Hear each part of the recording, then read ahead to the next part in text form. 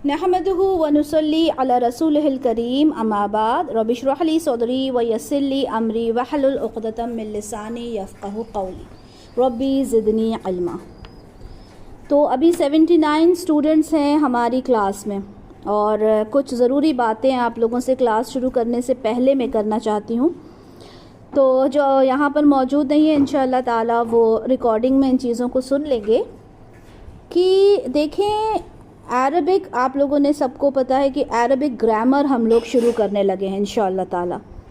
तो बहुत ज़्यादा कुछ स्टूडेंट्स ऐसे होंगे जो थोड़े से नर्वस भी होंगे कि ग्रामर सुन के, क्योंकि अगर हम लोग इंग्लिश ग्रामर भी पढ़ते हैं तो थोड़ा सा कंफ्यूज हो जाते हैं ना, डर जाते हैं कि अच्छा इसमें क्या है। अरबिक ग्रामर है मतलब जो ग्रामर है उसमें नाउन, एडजेक्टिव्स, एडवर्ब्स और ये सब होता है, वही उर्दू में भी होता है।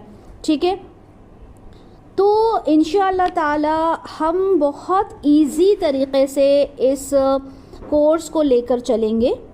ठीक है, और सबसे पहले मैं आप लोगों से ये बताना चाहूँगी कि आप सब ने उस्ताद नौमान अली ख़ान का नाम सुना होगा।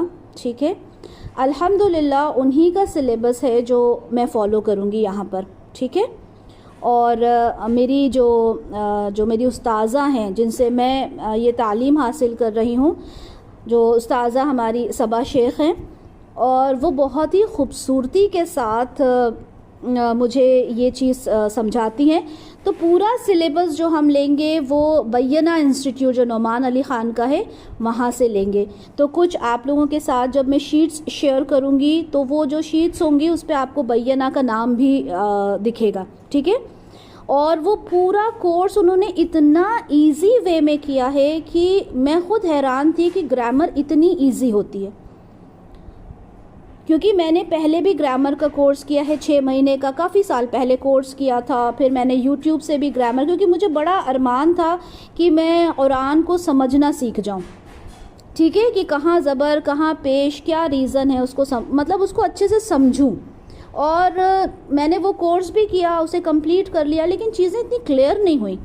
लेकिन अल्हम्दुलिल्लाह ये जो पूरा पैटर्न है ना, जो मतलब ये जो उस्ताद नौमान अली ख़ान ने जो ये पैटर्न बनाया है वो इतना ख़ूबसूरत है, और जो मेरी जो टीचर ने जो मुझे सिखाया वो इतना ख़ूबसूरत तरीक़े से सिखाया है कि इंशाअल्लाह ताला मेरी कोशिश होगी कि मैं भी उसी तरह से वो चीज़ें आप लोगों के सामने लेकर आऊँ।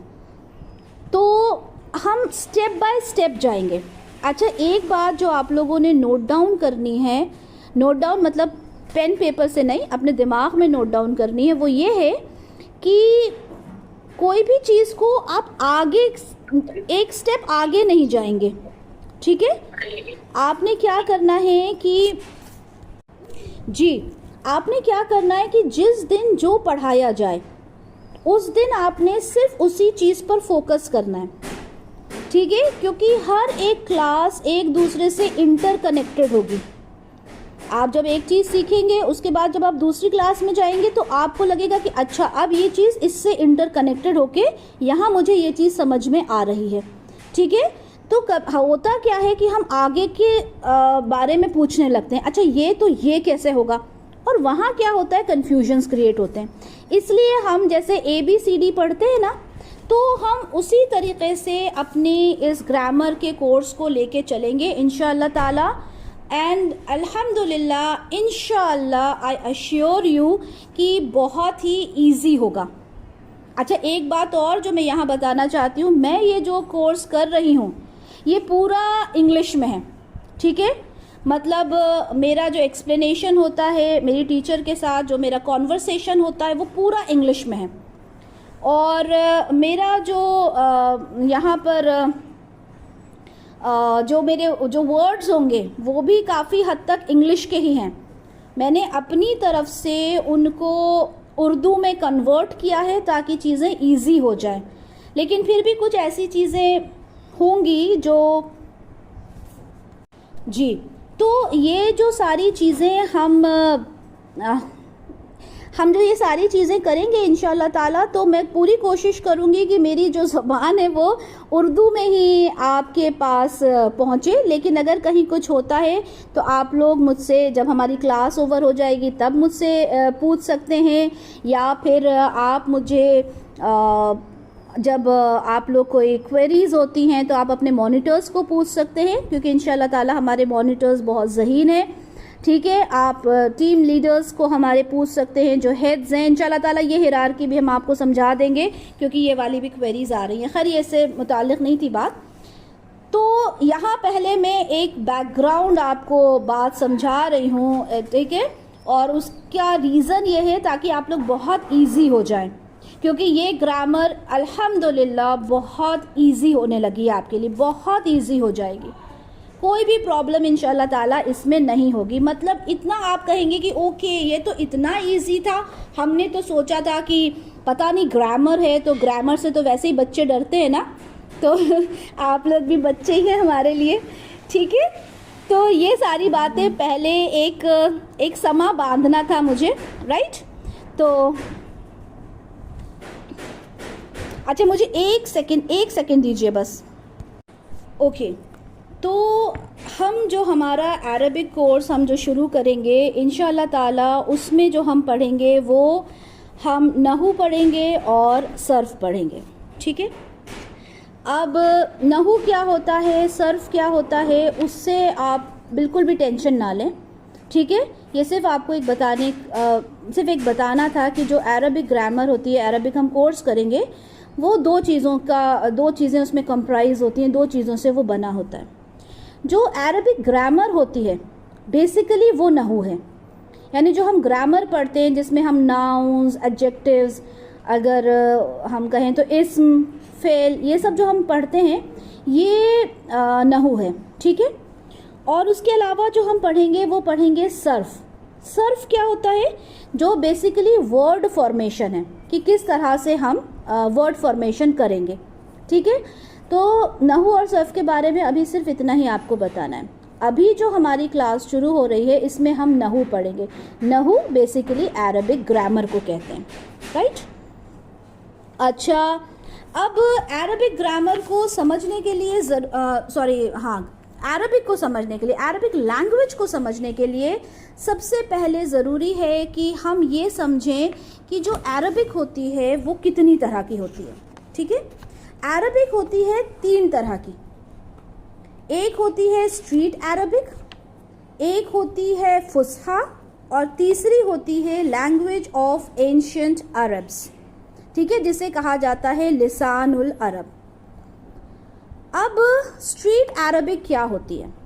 स्ट्रीट अरबिक लोकल लैंग्वेज होती है, किसी भी जगह की लोकल लैंग्वेज। अब जैसे हम देखें कि हर जगह की, अगर उर्दू है, उर्दू को ही लें फॉर एग्जांपल, हर जगह की जो उर्दू होगी वो अलग होगी, राइट। बोलने का तरीक़ा अलग होगा, एक्सेंट अलग होगा, लहजा अलग होगा।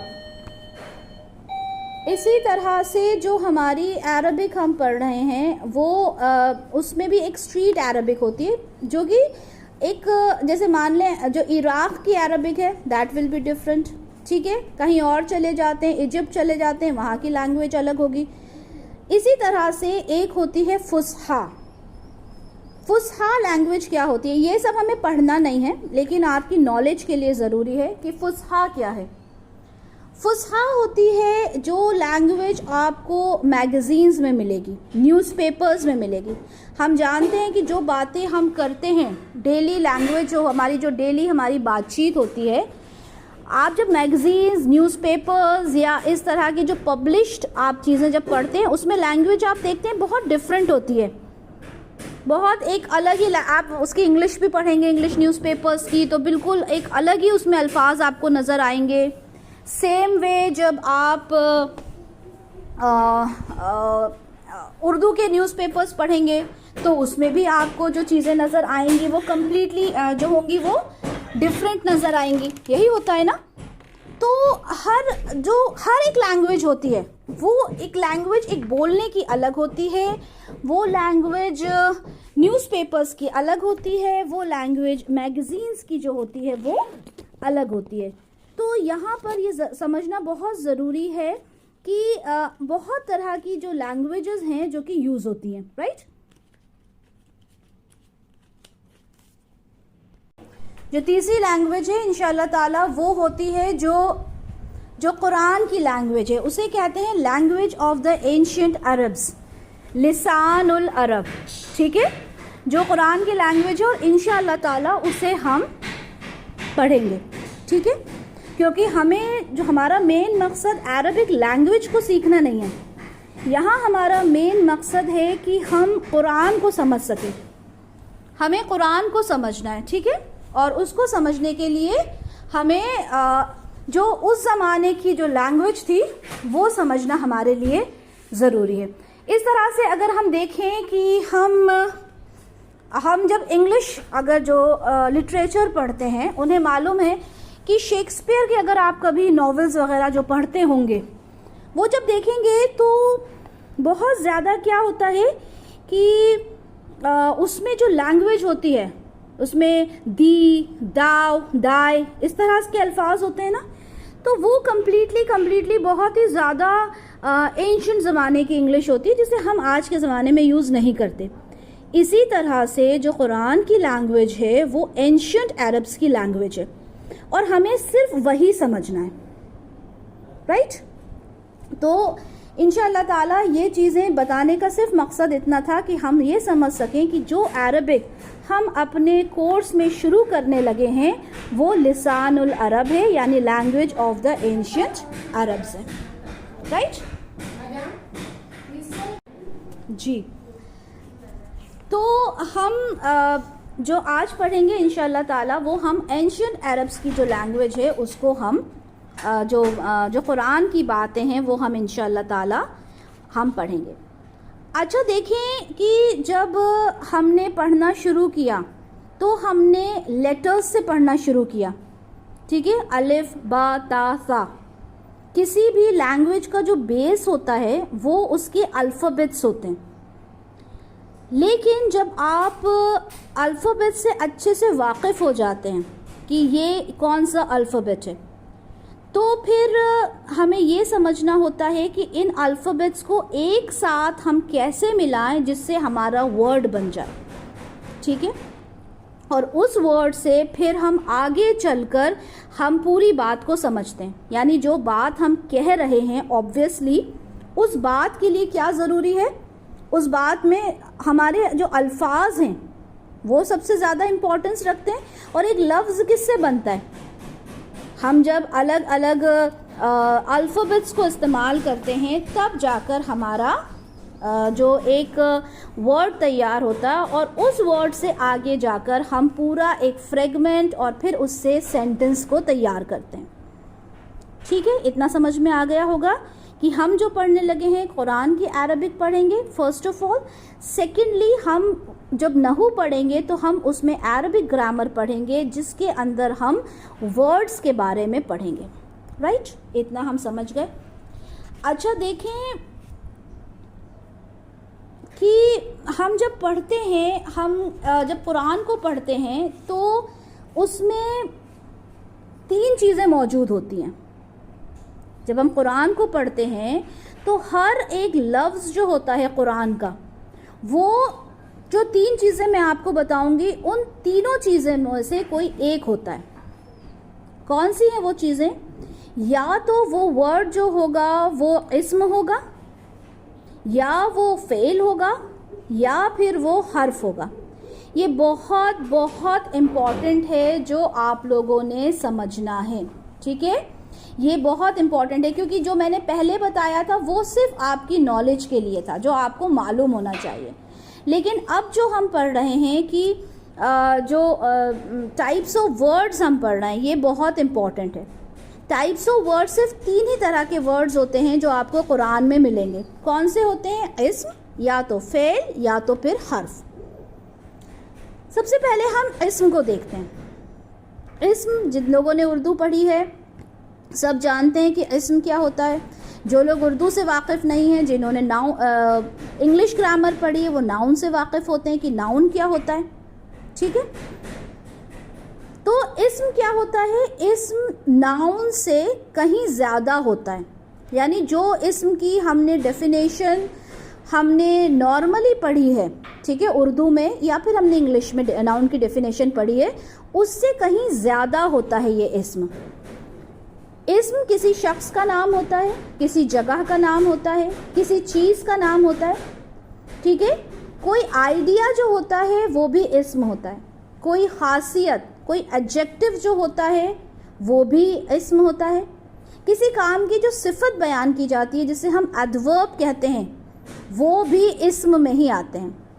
हम इंग्लिश में या उर्दू में हम एडजेक्टिव्स, एडवर्ब्स को अलग कर देते हैं, बट इस्म में जो हमारी अरबिक की इस्म है उसमें कोई आइडिया, कोई खासियत, किसी काम की सिफत, ये भी इस्म में ही आती है, ठीक है। ये बात आप लोगों ने इसकी डेफिनेशन अच्छे से याद कर लेनी है कि किसी शख्स का नाम, किसी जगह का नाम, किसी चीज़ का नाम, कोई आइडिया, कोई खासियत, किसी काम की सिफत, ये सब इस्म कहलाते हैं, राइट। जैसे नाम की अगर हम बात करें तो आफरीन, ये एक इस्म है। जैसे अगर मैं कहूँ लड़की तो वो भी इस्म है। अगर मैं कहूँ मुंबई तो वो इस्म है। अगर मैं कहूँ कराची तो वो इस्म है। अगर मैं कहूँ शहर तो वो इस्म है, ठीक है। अगर मैं कहूँ खुशी तो वो इस्म है। अगर मैं कहूँ गुस्सा तो वो इस्म है। अब इसी तरह से हम किसी काम की सिफत बयान करें। अगर मैं कहूँ तेज़ चलना, तो चलना तो अलग हो गया, लेकिन तेज़ जो है किसी काम की सिफत है, तो तेज़ जो होगा वो भी इस्म है, ठीक है।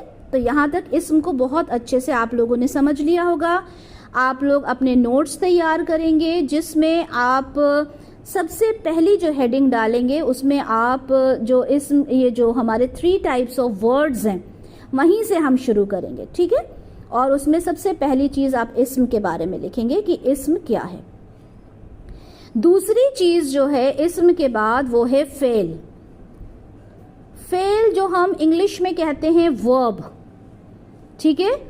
उर्दू में फेल और इंग्लिश में वर्ब। क्या होता है फेल या वर्ब? किसी काम का करना,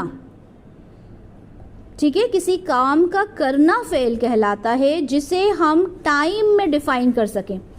यानी जो हमारा पास्ट होता है, प्रेजेंट होता है, फ्यूचर होता है, राइट, हम जब उसमें डिफाइन कर सकते हैं तब वो फेल कहलाता है। जैसे पढ़ना, उठना, बैठना, लिखना, ये सब क्या है? ये सब चीज़ें फेल में आती हैं, ठीक है। वर्ब जिसे हम कहते हैं, जिसको हम टाइम में डिफाइन कर सकें, ठीक है। टाइम में हम जिस चीज़ को, यानी वो पढ़ रहा है, वो पढ़ रहा था, या फिर वो पढ़ेगा, राइट। तो ये जो पढ़ना है ये हमने तीनों ही जो टाइम है उसमें हमने इसको देखा, राइट। तो फेल हर वो लफ्ज़ जिसको आप टाइम में डिफाइन कर सकते हैं, यानी पास्ट, प्रेजेंट और फ्यूचर में, उसको हम फेल कहेंगे। एग्जाम्पल्स जैसे मैंने कहा पढ़ना, लिखना, उठना, बैठना, चलना, तो ये क्या हो जाता है? फेल। इसी तरह जैसे मैंने कहा तेज़ चलना, तो चलना तो फेल होगा, लेकिन तेज़ क्या हो जाएगा? इस्म, ठीक है। इतनी चीज़ आपको मैं उम्मीद करती हूँ कि इतना आप लोग समझ गए होंगे कि इस्म क्या है और फेल क्या है, राइट। और बहुत ज़्यादा ज़रूरी है कि आप इन चीज़ों को अभी के अभी याद कर लें, क्योंकि ये बहुत सिंपल है। और मैंने कहा कि पूरी अरबिक ग्रामर इंशाअल्लाह ताला बहुत ही सिंपल तरीक़े से आपको समझाई जाएगी, ताकि आपको कहीं कोई टेंशन ना हो। तो आपने फ़ेल को भी समझा कि फ़ेल क्या है। अब उसके बाद जो तीसरी चीज़ आती है वो है हर्फ। हर्फ क्या होता है? देखें, हर्फ जैसे हम अगर उर्दू में कहें कि हर्फ, तो हर्फ से आप वर्ड समझते हैं या कोई लेटर समझते हैं, ठीक है, और कोई लेटर समझते हैं ना उर्दू में हर्फ का मतलब। लेकिन अरबिक में जो हर्फ है वो सिर्फ लेटर नहीं होता, बल्कि उससे कहीं ज़्यादा अलग होता, उसके आसपास भी नहीं होता हर्फ का मतलब। ठीक है, बहुत अलग चीज़ होती है हर्फ। अब सवाल उठता है कि हर्फ है क्या चीज़। तो हर्फ वो अल्फाज जो खुद कोई मीनिंग नहीं बना सकते। हर वो अल्फाज जो अपने आप से कोई मीनिंग नहीं बना सकते, वो हर्फ कहलाते हैं। तो अब जब मीनिंग नहीं बना सकते तो फिर उनका क्या मतलब है? देखें, अब जैसे मैंने कहा पर, मैंने कहा से, ठीक है। अब अगर मैं सिर्फ ये कहती हूँ पर, ठीक है, तो आपको समझ में नहीं आएगा। या अगर मैं सिर्फ कहती हूँ में, जो इन वाला में होता है ना, मतलब जैसे किताब में से कौन सा पेज निकालूं, तो किताब में से, ये में और से क्या है? ये हर्फ हैं। क्योंकि अगर मैं सिर्फ में और से कहूं तो क्या आप उससे कोई मीनिंग फाइंड आउट कर सकते हैं? नहीं। अगर मैं कहूं ऊपर, सिर्फ ऊपर कहूं, तो क्या आप कुछ मतलब निकाल सकते हैं? जब तक मैं पूरी बात को वाज़ेह ना कर दूं, पूरी बात को क्लियर ना कर दूं कि टेबल के ऊपर बुक रखी है, जब तक मैं बात को क्लियर ना कर दूं तो ऊपर से आप क्या समझेंगे? कुछ भी समझ में नहीं आएगा। You will not understand anything, right? तो ये जो अल्फाज होते हैं जिनका अपने आप में कोई मीनिंग नहीं होता, ये हर्फ कहलाते हैं। और उन्हें दूसरे अल्फाज की ज़रूरत होती है, तब जाके वो किसी से मिलकर और फिर अपने आप में एक मीनिंग निकालते हैं, एक मीनिंग बनाते हैं, राइट? अभी बहुत कुछ हो सकता है के लिए, ऊपर, नीचे, जो हम जैसे इंग्लिश में अगर हम बोलें तो प्रीपोजिशंस भी होते हैं इसमें, ठीक है। लेकिन यही बात है कि इंग्लिश ग्रामर को हम कम्प्लीटली, या उर्दू ग्रामर को हम कम्प्लीटली अरबिक ग्रामर में नहीं देख सकते, क्योंकि अरबिक ग्रामर जो होती है वो बहुत ज़्यादा वास्ट होती है, ठीक है। अरबिक ग्रामर सिर्फ हमारी इंग्लिश या सिर्फ हमारी उर्दू ग्रामर नहीं होती, बल्कि वो उससे कहीं कहीं ज़्यादा होती है। इसलिए बहुत ज़्यादा ज़रूरी है कि हम इन अल्फाज को बहुत अच्छे से समझें कि क्या चीज़ें होती हैं। अब मैं दोबारा से आपको वही चीज़ों को दोहराऊंगी, क्योंकि हम अपने सिलेबस को इस तरह से लेकर चलेंगे ताकि आप चीज़ों को अच्छे से और बेहतर तरीक़े से समझ सकें, राइट? मैंने आपसे कहा कि कोई भी वर्ड जब आप कुरान में देखेंगे तो हर एक वर्ड या तो इस्म होगा, या फ़ेल होगा, या फिर हर्फ होगा। इन तीन के अलावा चौथी कोई चीज़ कुरान में नहीं होती, ठीक है। अब ये फाइंड आउट करने के लिए कि वो चीज़ क्या है, वो चीज़ इस्म है, या फिर वो चीज़ फ़ेल है, या वो चीज़ हर्फ है, वही इंशाअल्लाह ताला हम अरबिक ग्रामर में पढ़ेंगे, जिसको हम नहू कहते हैं। यही चीज़ें सारी हमारे सामने आएंगी कि ओके, अब ये यहाँ पर कौन सा, जो हम कहते हैं ना, जो सवाल भी हमारे पास आते हैं ज़ेर ज़बर पेश के, तो वही हमें पता चलेगा कि हमने जो अल्फाज अदा किए हैं, हमने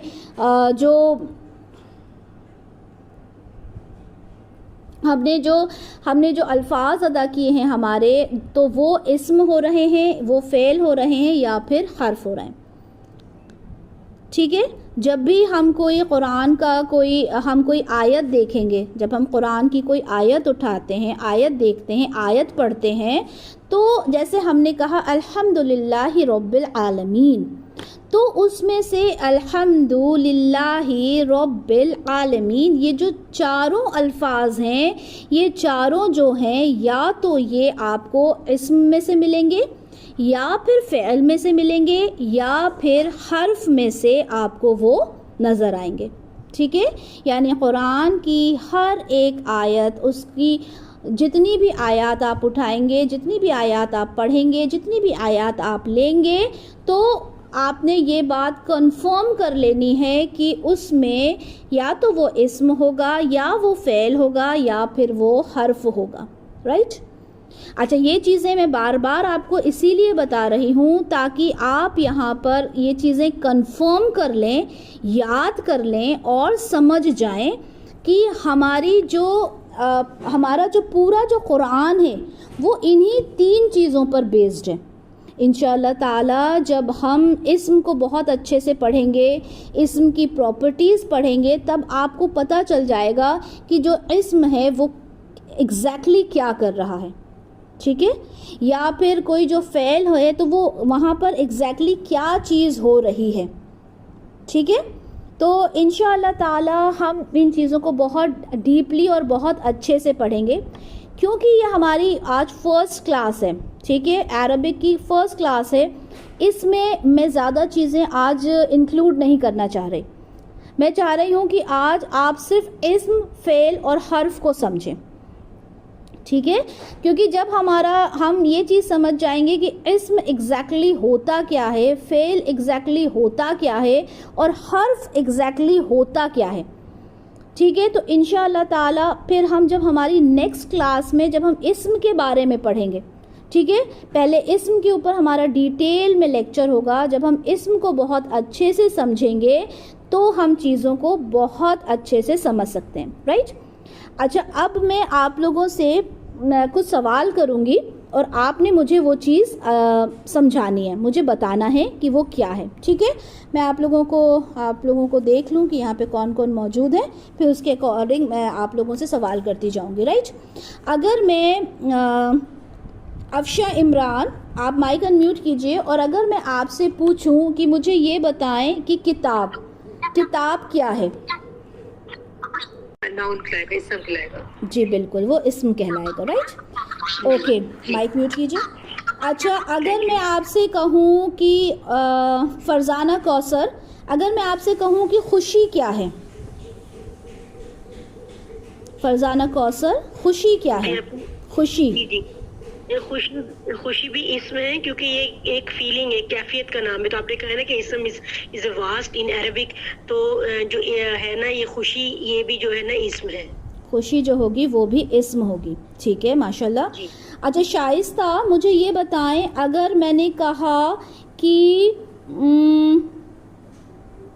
चलना क्या है?